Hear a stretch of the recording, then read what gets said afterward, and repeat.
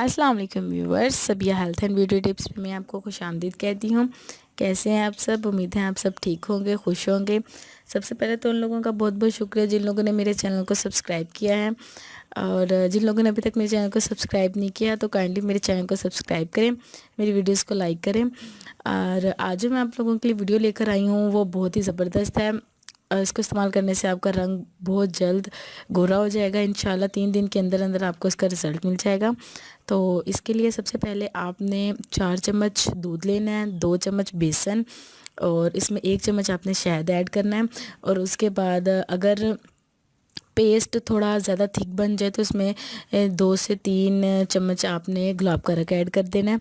वो ऐड करने के बाद आपने मैक्सिमम 20 मिनट आपने अपने फेस पर लगा कर रखना है और एक मास्क की तरह लगाना है। लगाने के बाद आपने इसको 20 मिनट के लिए छोड़ देना है। 20 मिनट बाद आपने ठंडे पानी से अपना फेस वॉश कर लेना है। इंशाल्लाह देखिएगा कि मैक्सिमम 3 दिन के अंदर अंदर ही आपका जो फेस है वो बहुत ज़्यादा ग्लो करने लग जाएगा और आपकी जो रंगत है वो निखर जाएगी। और उम्मीद है आपको मेरी ये आज की टिप अच्छी लगी होगी।